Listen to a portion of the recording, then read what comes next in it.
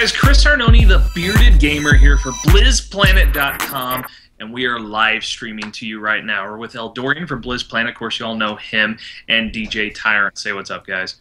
Hey, what's up, guys? Hey, everybody. So, we are going to talk all about the Major League Gaming Spring Championships. Now, I know it was the weekend before last, but, you know, we were there, all three of us, watching the events, playing Heart of the Swarm, getting a first-hand glimpse of things. I'm sure you guys were watching the YouTube channel, saw some great interviews we did, all kinds of cool stuff. Now, we took a week off afterwards, and we are coming back at you to discuss everything that went down, everything that we saw, everything we heard at those awesome Major League Gaming Championships. So first up, of course, the Spring Championships themselves. Results, thoughts, go, guys. You first. Me first. No, or DJ. DJ. My thoughts were it was a really good tournament. The open bracket was really rough. I know a lot of players had it rough with the WCS going on at the same time, but it showed for a lot of players that aren't really known got some exposure, like Suppy, who made it to, I forget exactly where, but he made it really, really deep into the tournament from the open bracket. But of course, it showed that the Koreans still are dominating MLG, even with Stefano going crazy in his group, going 5-0, which was just out of control. But then choking it like he always does. Yeah. But also, if people were watching last year's MLG at Anaheim, they will know that Alicia, who came up second against DRG at 2012 here, he got knocked out in the first round of the open bracket by Todd, and then in the losers bracket got knocked out by Todd again last year. So it's kind of interesting to see him come back to Anaheim and really crush through the tournament pretty much, beating Sase along the way to getting second place. When Sase was playing some of the best StarCraft I've seen him play just this year, definitely. Absolutely. I thought it was crazy. It seemed to me like Marine King was just unstoppable. Like he was just knocking out, you know, didn't need the third match, or for most of his matches, didn't need a third game. And then DRG just rolled right over him. And so. Yeah, well, the biggest thing that I thought was interesting, I mean, this was my first esports event. I'm not including BlizzCon because that's a whole nother animal. I mean, I wasn't there for the esports stuff. I was there to cover BlizzCon. And, you know, the first thing that stood out to me was it was kind of a smaller venue than what I'm used to. But there was a lot of really faithful and passionate fans. And it was a very intimate event, but you can tell that, you know, with everybody with what they were coming with, you know, with getting signings and stuff like that, it felt very like a minor league baseball game almost. And that was pretty cool. And watching the events was very fun. I really enjoyed watching Marine King and DRG, you know, duke it out. That was a very good game, even though Marine King just got annihilated. I mean, he did awesome the entire event until he got to the brackets, and that sucks that he had to play Stefano there in the first round when they were both undefeated, and he destroyed Stefano, but then against DRG he got thumped, and then he got beat by Alicia there at the end and just got annihilated. I don't know if he was just tired or what, but the finals were a little disappointing. They didn't really have, I mean, Alicia going that far was pretty cool, but DRG just pretty much annihilated them.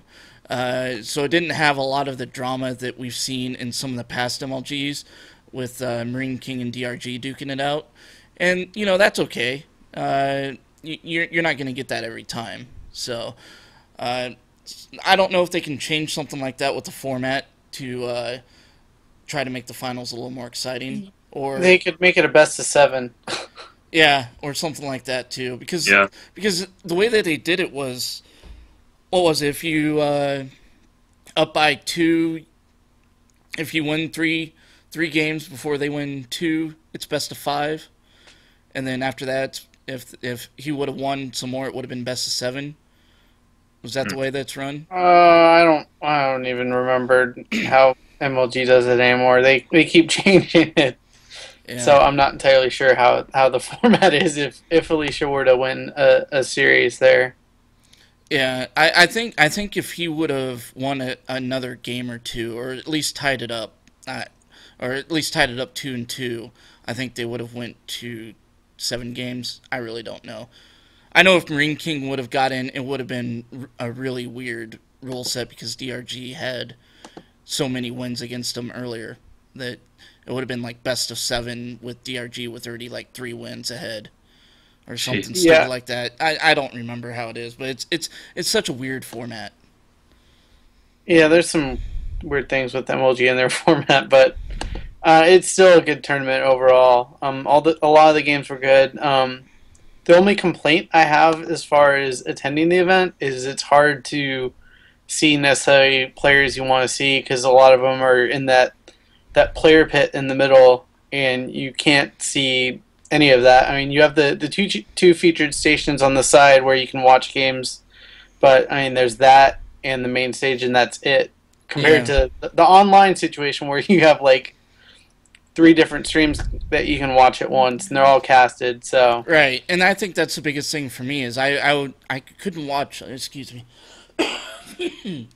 I couldn't watch those other games because what excites me about watching it is the casters, and so kind of watching the other games and without the casters kind of showing me what's going on a little bit, or without an observer showing more, it was a little tough to watch. Well, and you can only see one side, right? Because players have to sit on opposite sides of each other, and you can't be on both sides as well. So if you're watching, you're on one side or the other, so you don't know what the other guy's doing. Mm-hmm. It definitely loses a lot. And like you said, the casters make it huge because I'm not a pro player, and so to really understand how the 2 players are maneuvering, what they're doing to each other, and how they're trying to outmaneuver each other, I mean, you don't get that without the casters. Yeah, definitely. Because I mean, if you haven't been watching GSL and IPL and all these tournaments and kind of understanding the metagame, and even just watching them isn't enough. You have to play really too at the same time, which is why my knowledge isn't the best. But I watch almost daily tournaments. So, but the metagame shifts so quickly these days, especially with that Queen buff. It wasn't kind of a surprise that a Zerg won the whole tournament. And Zerg have been doing extremely well since that buff. Yeah, if you're not watching the GSL, you should catch up on the GSTL, their team league. TSL Symbol has just been tearing it up in that league. So it's definitely worth checking out if you can pay for the VODs. They're Tasteless, Artosis, Caldor, Wolf, they all do an awesome job out there. I tell you what, just talking about Zerg, just watching DRG play, his creep spread was absolutely insane. I remember one of his matches against Marine King, he had it to where he couldn't land one of his command centers because the creep spread was spread out too much. He just got out there so fast and helped him dominate the map. Yeah, Marine King couldn't take his 3rd because of that. Yeah. It took him way too long, and then that horrible massacre of his SCVs was... Yeah, and that's the benefit of the Queen buff as well, is you're going to get more than 2 queens out now, and so you're able to dedicate 2 or more queens just to creep spread now. And Hellion run bys really don't do jack anymore. I think they're struggling with that metagame shift right now. Yeah, because they're so used to the factory reactor Hellion openings that all you can do with it is gain map control and push Zerglings back. And it's not even worth it. Without how much resources you put into it now, it's not even worth it. Yep. It's crazy that that little buff they gave to Queens just completely changed the meta of the game. But yeah. I don't really have anything else to add to that. Yeah, but I think we can segue into MLG wasn't just MLG this time. They had the Kespa players there, which was probably my highlight of the whole weekend. Just because it was most everybody's highlight of the weekend. Yeah, that was like the only time when the StarCraft players or the fans were louder than the League of Legends fans. Other than the grand finals. Right. Other than that, it was Kespa, Kespa, Kespa. Yeah. That was huge. Mm-hmm. No, and just the opening, like Clutch, like introducing those players, just was so energetic, and really pumped up the crowd. I think, and especially when who was it? Was it? I don't remember the player's name. The one that did the backflip on stage. So, and just introducing those players, letting them see. I mean, for some of them, it was probably, they haven't been over here very much.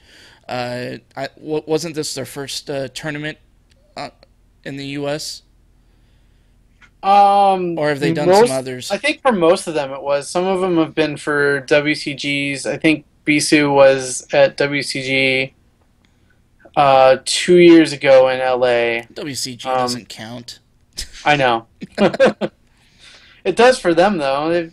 Koreans haven't lost to WCG ever. But yeah, I mean, and just seeing some of their interviews afterwards, after all of that, and how the Americans and the U.S. respond to those matches. They said it's completely different than Korea. I mean, Korea has the bigger venues, but we have the louder crowds. And that's just a culture difference, really. Yeah. Yeah, most definitely. It was a little disappointing, though, that Flash just ran away with it. I would have liked to have seen a little more intrigue in that little exhibition tournament, but it was pretty fun to see an SCV rush in StarCraft 2, which is so not part of the meta for StarCraft 2. Yeah, that was like the bizarrest like SCV rush. He like expanded and then pulled like 3/4 of his SCVs. It was just so bizarre. Yeah. Like, see, that's what we need. That's what we need in StarCraft 2. Is we need stuff like that to happen. All of those games were just very unorthodox games. I mean, when you have Jaedong just building queens and deciding, I'm just going to build mass queens and go to the middle of your base or in the middle of the map and do nothing because I get annihilated because queens aren't that good. I don't know what he was doing with that, but that's the thing about bringing the Kespo players in is they all they only practice with each other, so they're in this bubble of StarCraft 2 basically, where a lot of people are saying it's kind of like the metagame from a year ago or so. So it's really interesting just to see how different it is than the current metagame in yeah, I mean, I'm surprised I didn't see like some of the stuff that happened in beta with the Thor rushing, where you'd build the factories and build a bunch of Thors and then bring in the SCVs to repair them. If they're playing that kind of stuff. Yeah. I bet you there's a whole bunch of Kespa players sitting around right now watching a whole bunch of live streams of pro gamers in StarCraft 2 to get caught up on the meta, let alone playing and getting caught up on the new mechanics. Yeah, and I think Flash is the only one that seems to be close to being ready to start playing in the actual StarCraft 2 tournaments. I didn't see a lot from the other players, but Flash, at least his micro was insane. His micro can probably challenge any StarCraft 2 player right now. I mean, it was nuts. I think they should have done that just a little, since it was exhibition anyway. Okay, Flash won the little exhibition tournament. Now maybe have him go up against somebody. It doesn't have to be like DRG or somebody who's absolute top, but somebody who has been in the meta and playing for a while. I think the problem with that though is it would have been like putting a pro player against a high masters player. They would have just gotten annihilated, and I don't think it would have been fun to watch. Could be. That and Kespa is particular about image, and I'm sure that one of their their things in this contract for this exclusivity agreement with MLG was that they didn't play in the open bracket and get kind of trounced by some random no name. Right. Yeah, would have been nice to see though. Like I said, there was definitely not enough intrigue with that. It was just, Flash. He didn't lose a single game. He didn't lose a single game. Yeah, he didn't lose a single map. He just won. And he won by, with no problem. He just, there wasn't any, he was ahead in everything, so. But of course, this is a good chance to segue into, of course, all this is going to change when Heart of the Swarm comes out. And I know we all got to spend some time playing with Heart of the Swarm, and I know that's what people really, really want to hear about is Heart of the Swarm. Now, I'm a StarCraft noob. Okay, I played the original StarCraft, and I was terrible. I mean, so bad. So I haven't played much with StarCraft 2 because I'm afraid it'll hate me just as much, if not more. Yeah, but I definitely did enjoy it and played it with all the different new units. And I was playing against Eldorian, and he beat me most of the time. And then I did an SCV rush at the end after watching after watching Flash do it. And that was kind of fun. But, Yeah, I'd just like to say that I did beat you, though, once when I was sitting there writing down everything and just letting you go, and I still beat you.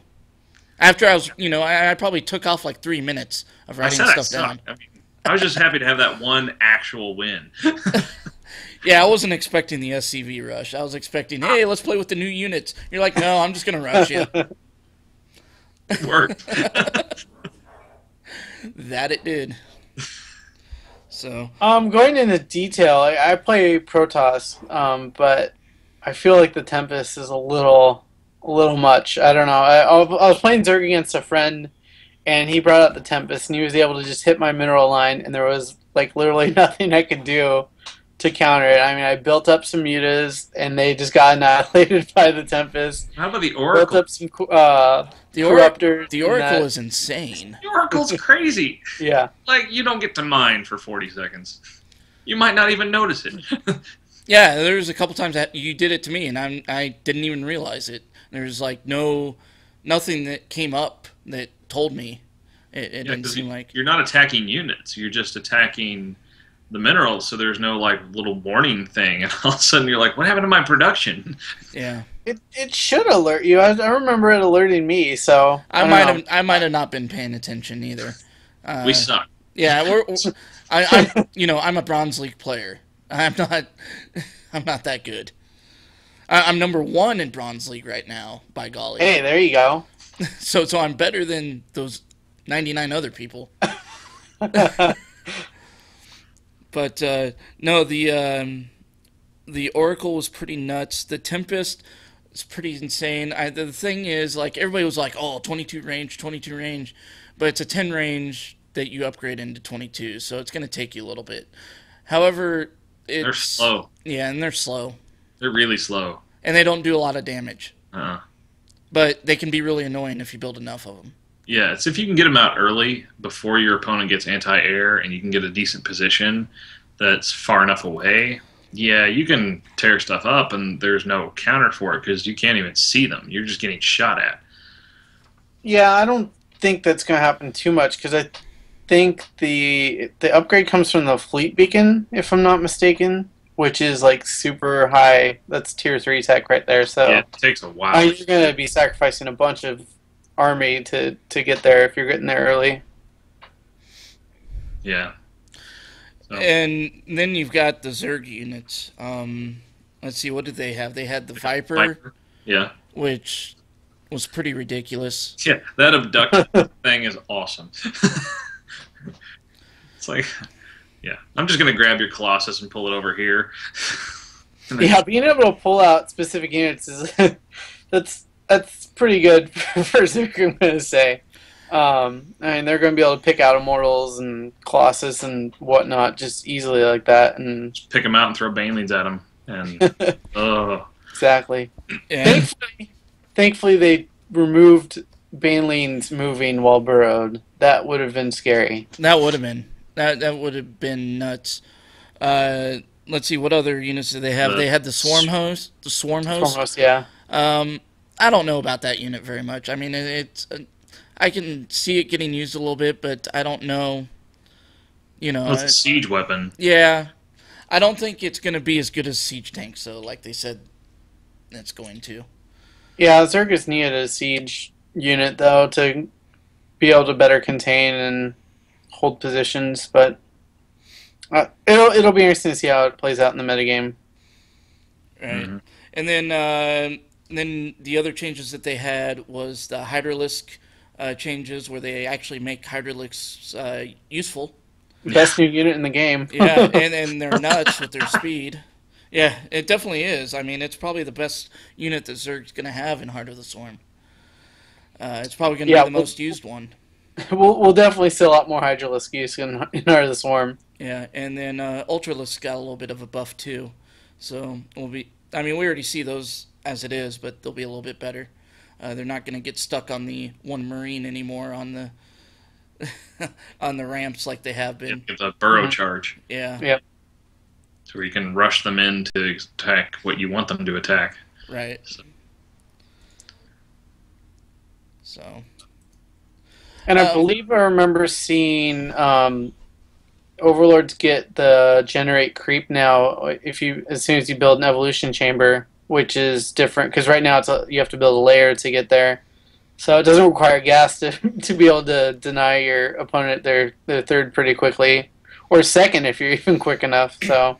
And they are working on like a sort of a projectile creep to where you can throw the creep. They just said that the animation was ugly, so they didn't incorporate it in this particular build that we got to play with, but they are still working that in. So you can actually have, I don't know what unit it'll be, but one of the units will actually be able to basically toss a line of creep out.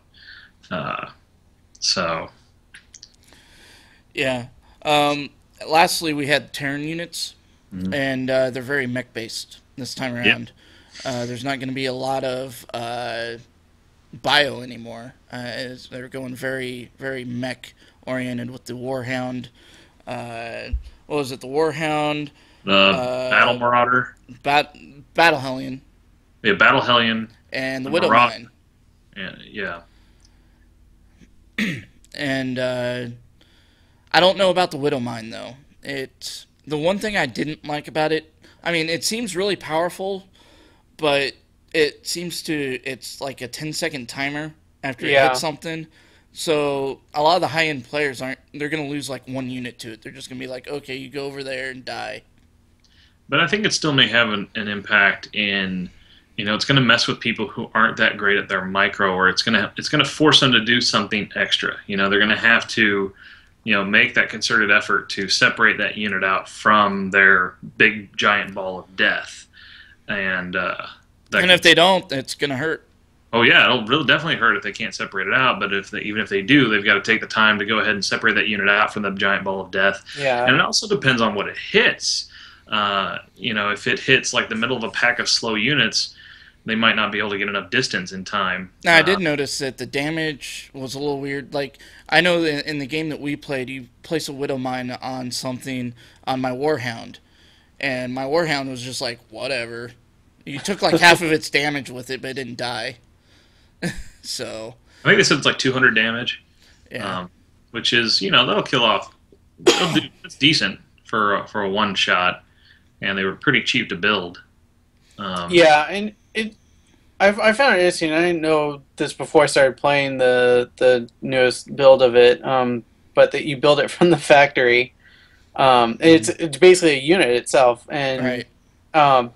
I think it'll open up a lot of really interesting strategies because you'll be able to pick units out of your opponent's army and be like, okay, you have to move that out of your death ball, or you're going to take a lot of damage, and so that'll be very interesting, I think, for strategy. And you'll be able to pick out no mortal or whatever. And I feel like Zerg's going to have the hardest time with this because you target one Zergling or a Baneling, and it's just a giant mess of units there. So it might be a little more difficult for them to just get out that one unit. Although maybe they can burrow with it. I don't know. I didn't try that. I don't think they can. I think they burrow down in the ground when you set them off, but they can't like move once they're burrowed. Yeah. So it's like one spot. Did I hear correctly? Did they say they can attack air units too? Yes. Yeah. They can jump up to air units. Yeah, because you can burrow them like around by your mineral line. So that would be helpful when they come in to try to harass. I can see that being used as a way to try to stop some of the harassment. Yeah, like that Oracle. With the mineral line. Yeah, exactly. Especially the Oracle speed. I mean, you just run right in, zap, run out before you even know it. Although I didn't test if it has friendly fire damage. Maybe you could use it on the Right the now, spell that the Oracle uses. they were discussing it specifically. Right now, it does not, and they said they keep going back and forth on the Widow Mine, what it'll do, because they don't want it to turn into something where your opponents are using it against you. Like they'll run in like a really fast unit that gets a Widow Mine and then run it in the middle of your base. So they don't want that to happen either. Yeah. But they also don't want you using sort of Widow Mines in your Giant Ball of Death. They're trying to do everything to discourage the Giant Ball of Death. So they said that like every day they keep going back and forth. Do we do friendly fire or not? Yeah. I think if they do friendly fire, they'll have to do less damage to friendly fire, maybe. And of course, it's important to note that all of this is pre-beta build, so it could all completely change and not be anything like this by the time it even gets to beta. So, yeah, and in fact, they're saying like in this particular build, carriers were out, but they're not guaranteed to be out.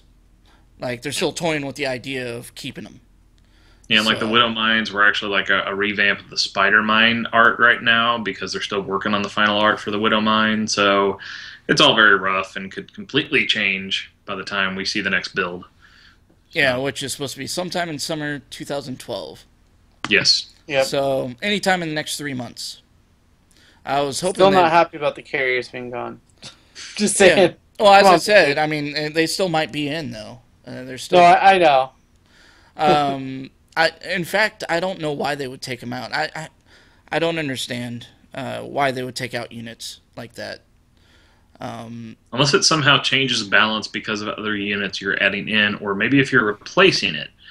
But yeah, just generally removing, that doesn't necessarily make a lot of sense. And the carrier is such a legendary unit from StarCraft, you know, that it's the nostalgia of building mass carriers, even though you don't see it in games right now. Though you have been in a little bit, it sort of made a comeback recently.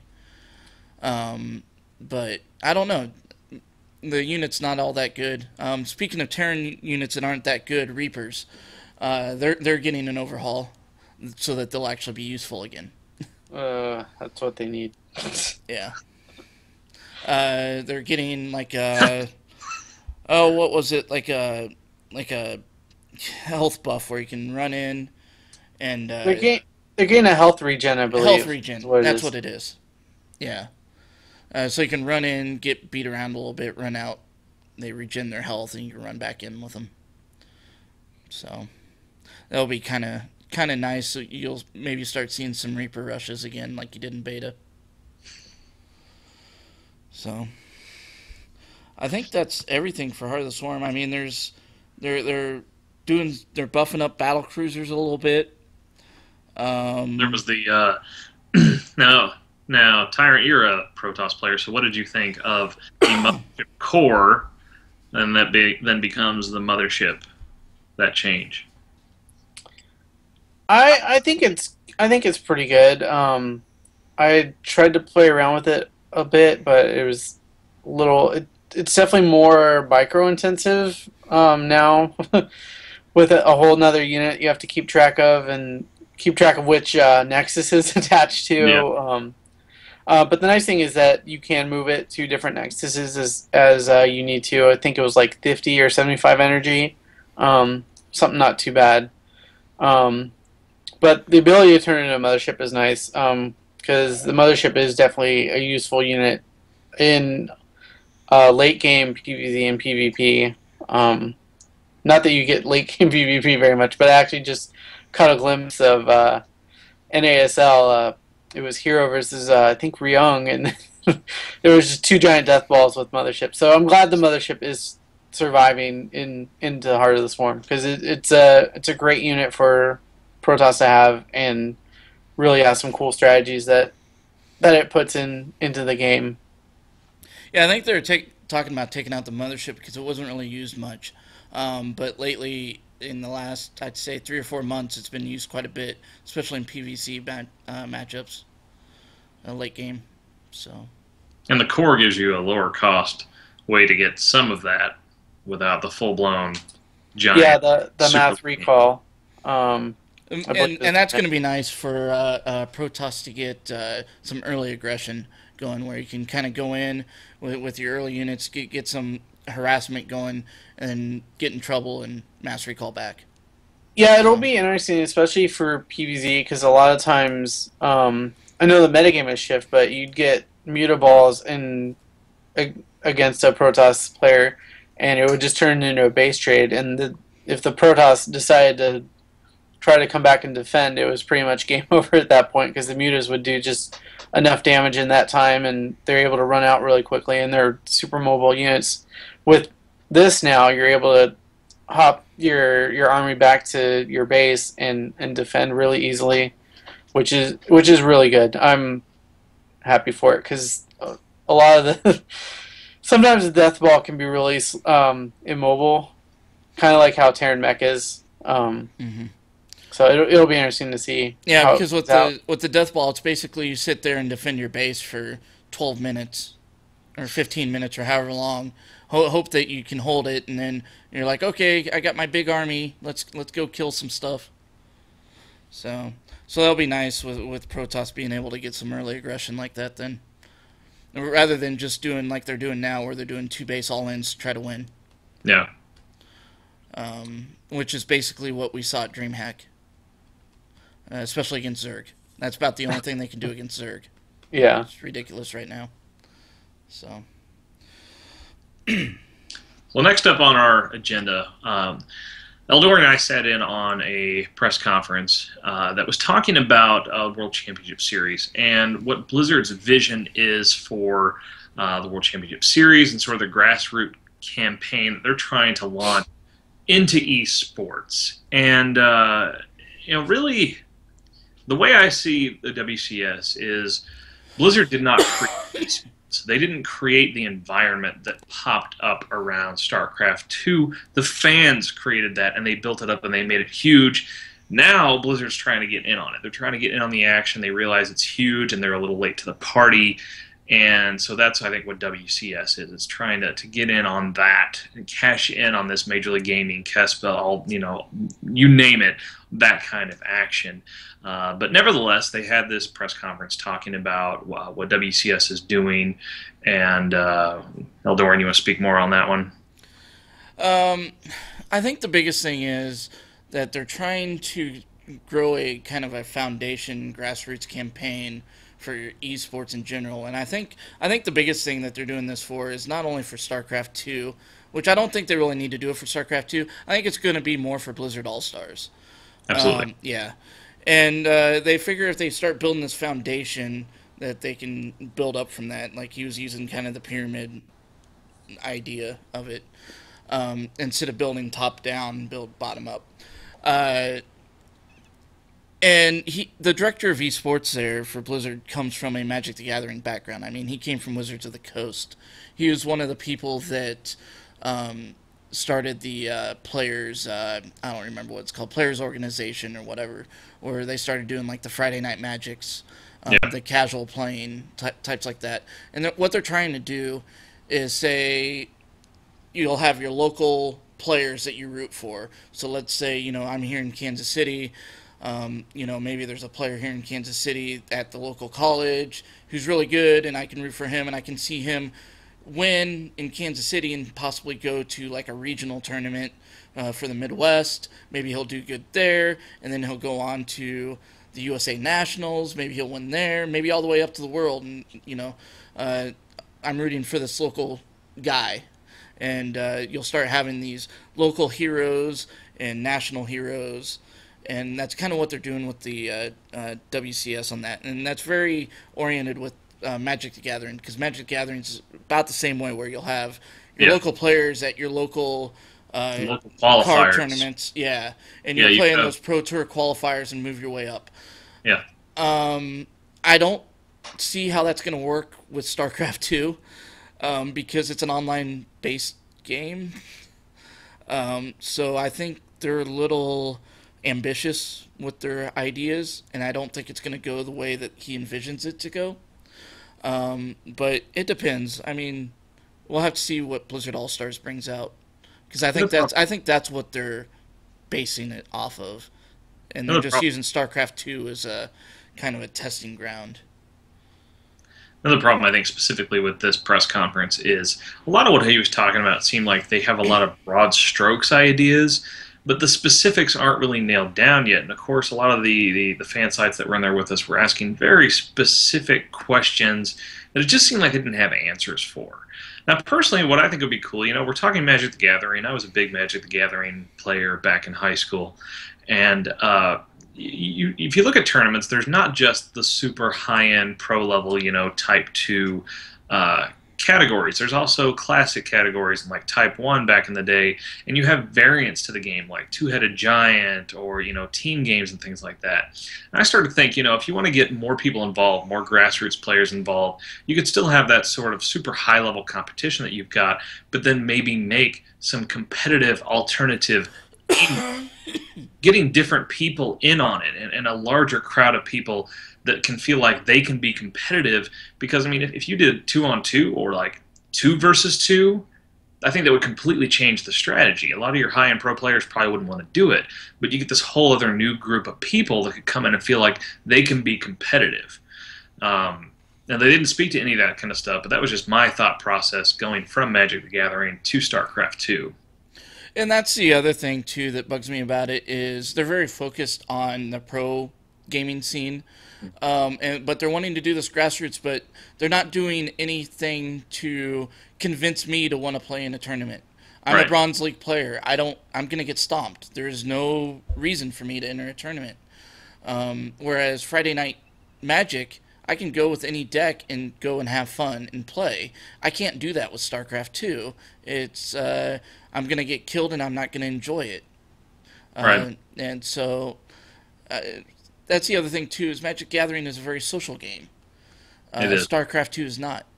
Yeah, I don't remember who it was made the comment specifically that even if you're losing a game of Magic the Gathering, you're still having a good time. Whereas StarCraft 2 is one of the most infuriating, frustrating things you can do and stressful things on the planet, and you win.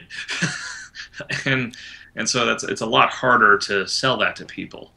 And so. Although I think one of the good things that they did do, though, and the whole reason they're doing this is, he even made it clear, the whole reason they're doing this is to sell more copies of the game. Yeah, of course. Just like Magic the Gathering, the whole reason they have Friday Night Magic is to sell more cards. But the one thing that I think that they need to focus more on is just supporting the esports scene more. Support, and they're starting to do this. Like, if you go to StarCraft 2's website, they're always talking about some of the tournaments coming up. They talk about DreamHack, they talk about MLG, they do some pro player spotlights here and there sometimes. And I think that's more of what they need to do than this grassroots thing. It is to work more towards the spectators, but the problem with that is that's not going to sell the game. However, one thing that they did at MLG, a couple weeks ago, was they put the game on sale for the weekend, 33% off. They did. And they advertised the hell out of it during the event. So you're watching these gamers play StarCraft 2, and you start thinking, man, I really want to play StarCraft 2. Oh, it's 33% off. I'm going to go buy it and play it now. Whereas before they might not have, because they didn't want to spend the $60. Yeah. So I'm wondering if that really moved copies, though, because it seems like most of the people watching are people who already play, in my opinion. But quite possibly. However, you have your League of Legends players, and those get a lot of viewers. They're advertising over there, too, I believe. yeah, they also don't have to pay for their game. Yeah. That is true. But, that's one way to make to sell copies, but I think what they need to do is focus more on getting people interested in esports. And I think if they get people interested more in esports, they're going to eventually get, people to start playing the game a little bit more. So, who knows? Someone in the chat makes a good point that custom and minigames will help. They just, launched the arcade beta. So, things like that. Maybe there'll be things in the arcade beta that they can use in competitions. That mono battles, they're a ton of fun. Absolutely. As a casual Mono player. battles is great. Yeah. Where you It's just sort of like the sealed deck idea being shifted over to StarCraft 2 is that what mono battles kind of bring to it, that sort of random pure skill kind of thing. So, but definitely an X factor involved with the game, something that throws it off. And like I said, your high level competitors, they're not going to want to do that. They want the big money, pots, and they want to do their normal stuff. So this brings in a whole new crowd of people who feel like, I can go to a tournament and I can be competitive and maybe walk away with some cash.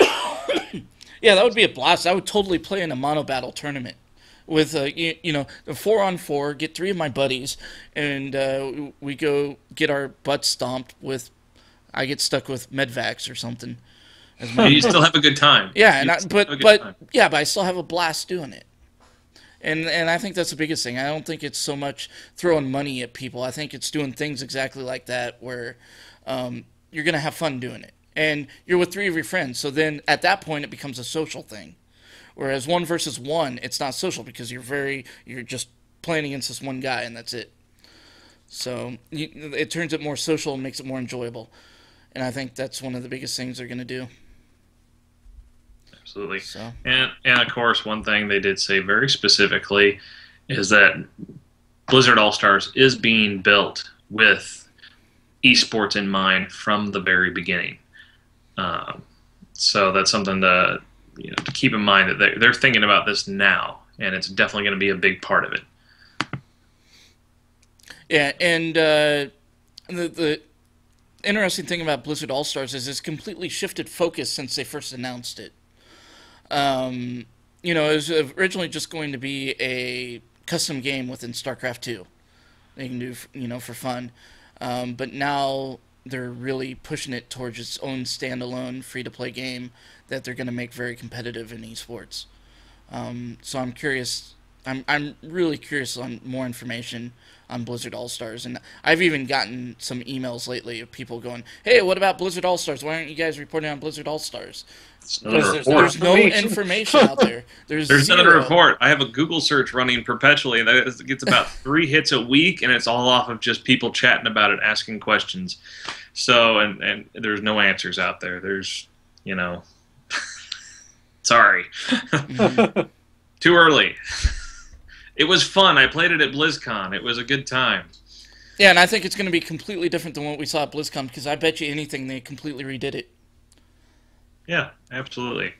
But, there's still the question, where is it going to fall within that sort of miasma of Dota, competitive Dota? Because everything so far with Dota 2 is pointed to it's really hard, especially compared to League of Legends. So will Blizzard All-Stars land maybe somewhere in the middle, or will it try for that more sort of casual market that turned hardcore that League of Legends grabbed?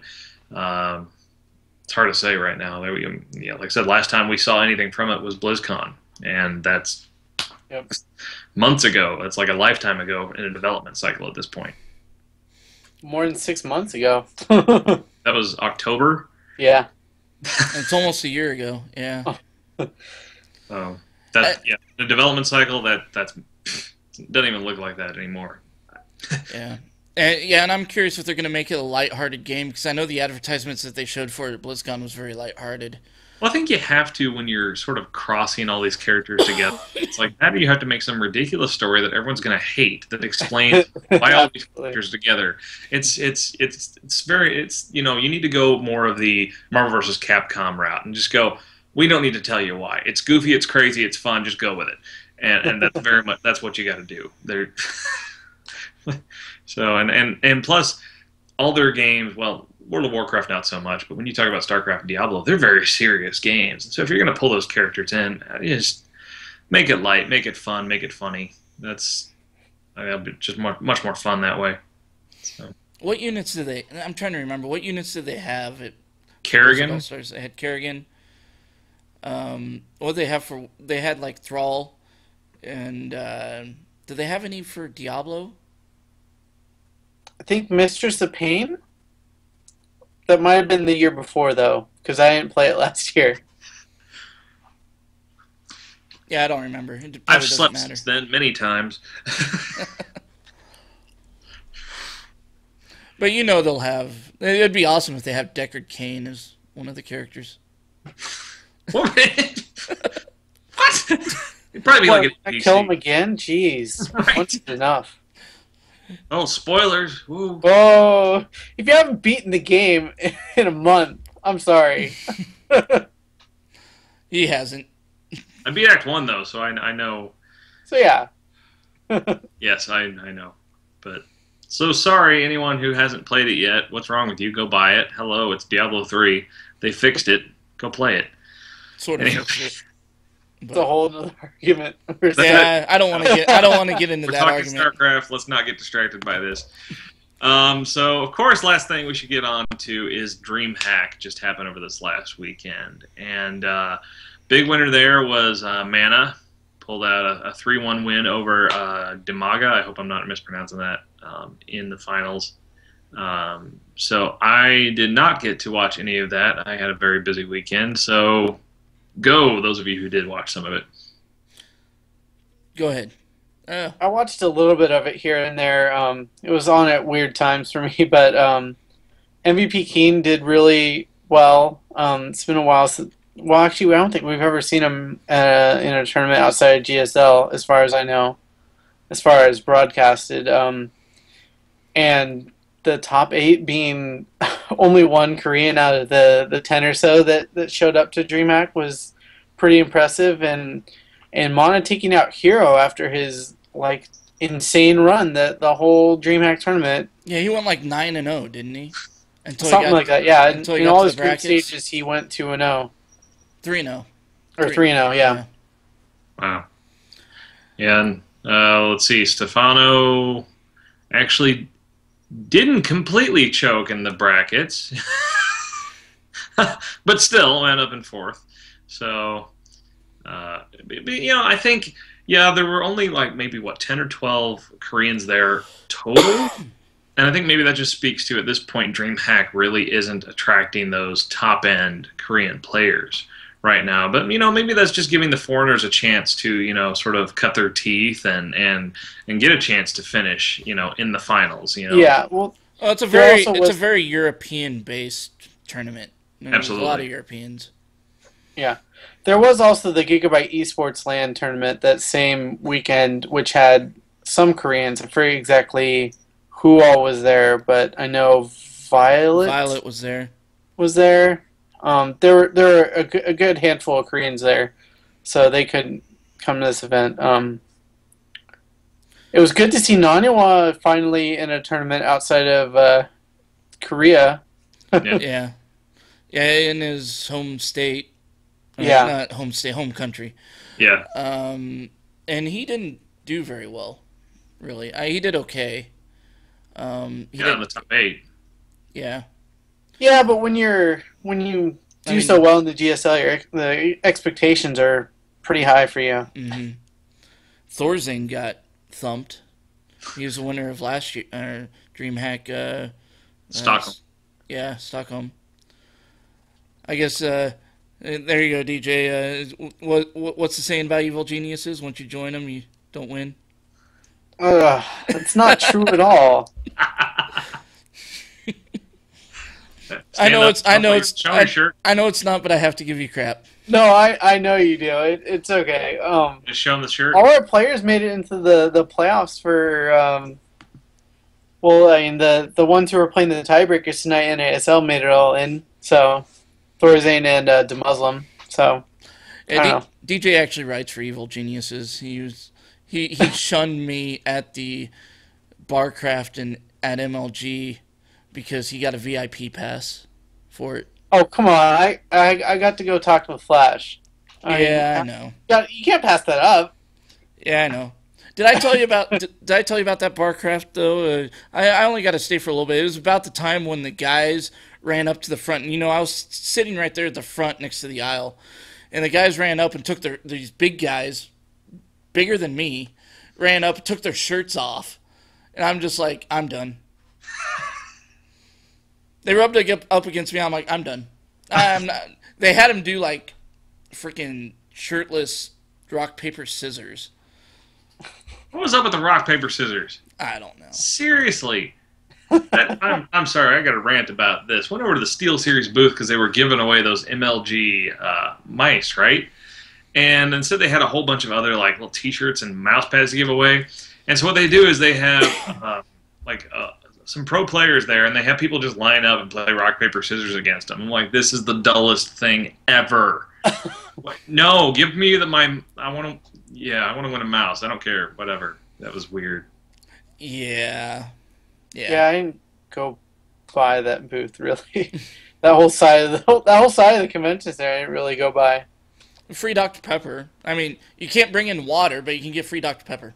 I brought in water We could bring in water every day. Yeah, we could We bring were in pressed, water, but though. yeah. But I heard people couldn't bring in water. Yeah, because they were dumb and didn't put it in their bag. Yeah, they didn't check bags, so. But no, I was talking about the Barcraft, and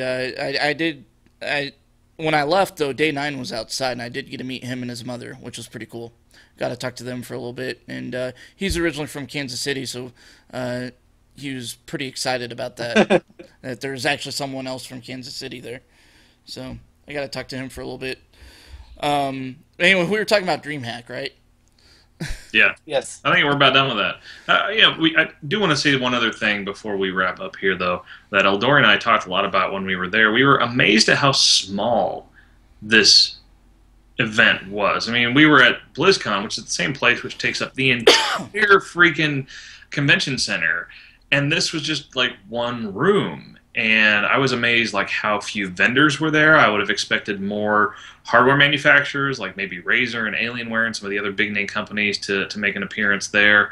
And it was just, it was a lot smaller than I thought it would be. And for how huge online it seems like esports is, the actual events when they take place it was a lot smaller than I thought it would be.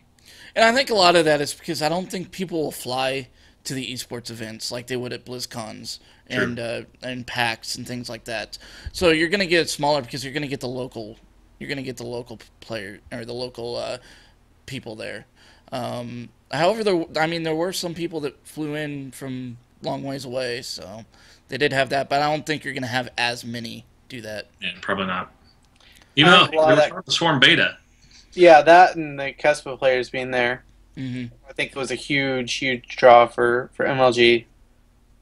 And like it was said in chat, I mean, it was probably one of the bigger esports events for StarCraft 2. StarCraft definitely. 2 based one. I don't know. See, I don't have anything to compare it to because I haven't been to the other ones.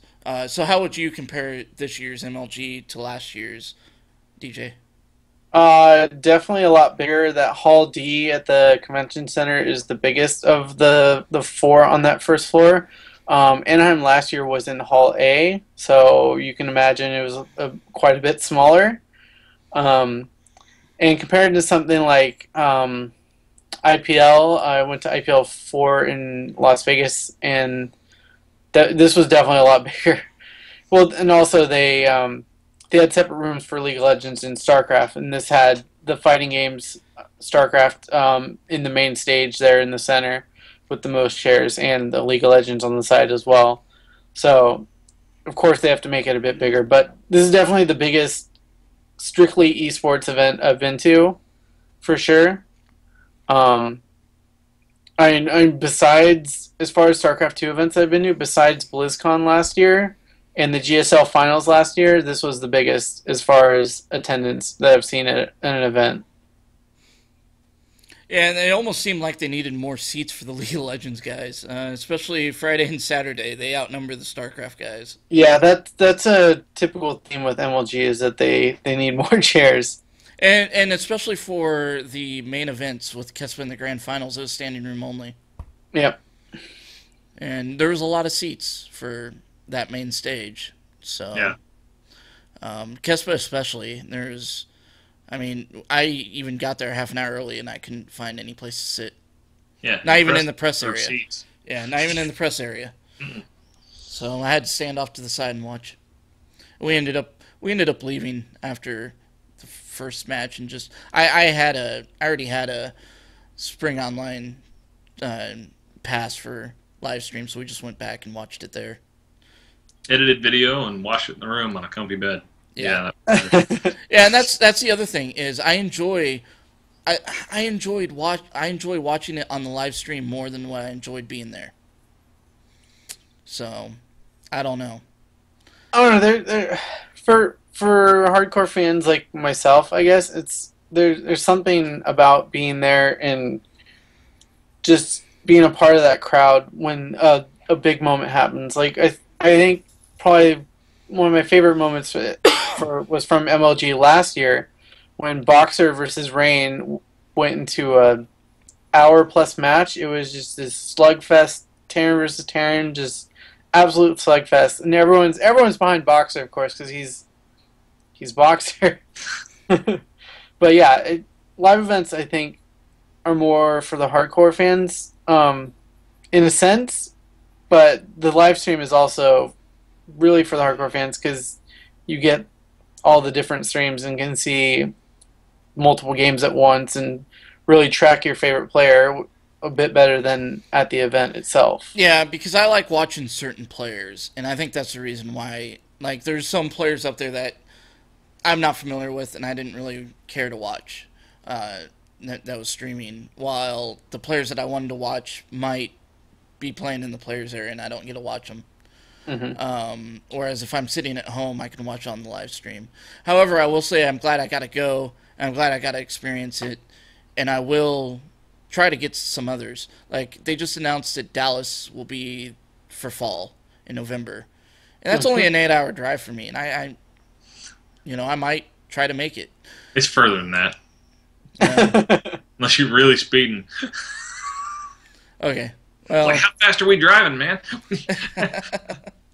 I've never driven to Dallas. I just thought it was an 8-hour drive. So I guess I could 8 be hours wrong. to Chicago. Probably more like 12 to Dallas. Yeah, maybe I won't go. Maybe I'll just fly. Then that's only like a couple hours or less. So, but it was enjoyable to be there. Watching the Kespa players was a lot of fun. Getting to see them get announced and everything was pretty cool. A lot of energy. The grand finals, a lot of energy.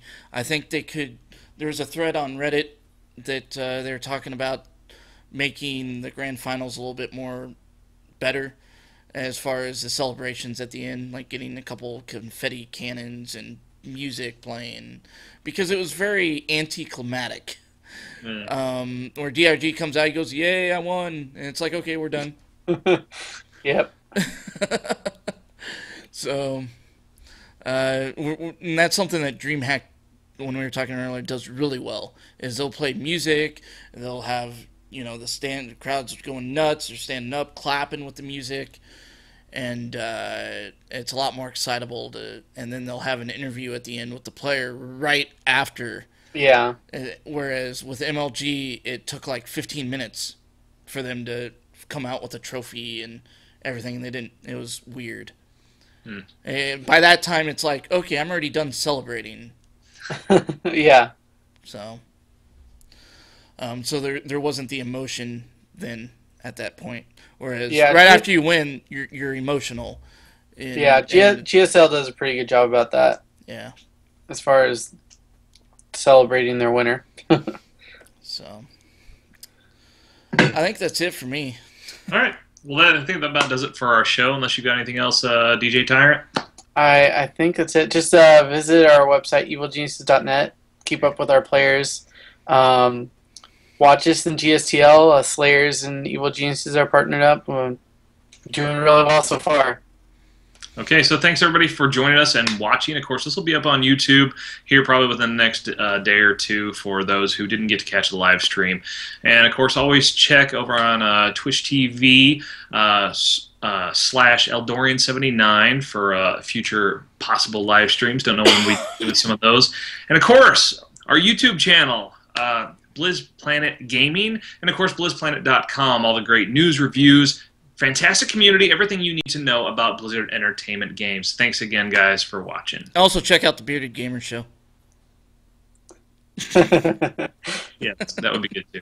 Yeah, just wanted to throw that in there since you're pimping everything else out. So I'm tired. I'm sorry. Thanks, guys. Thanks.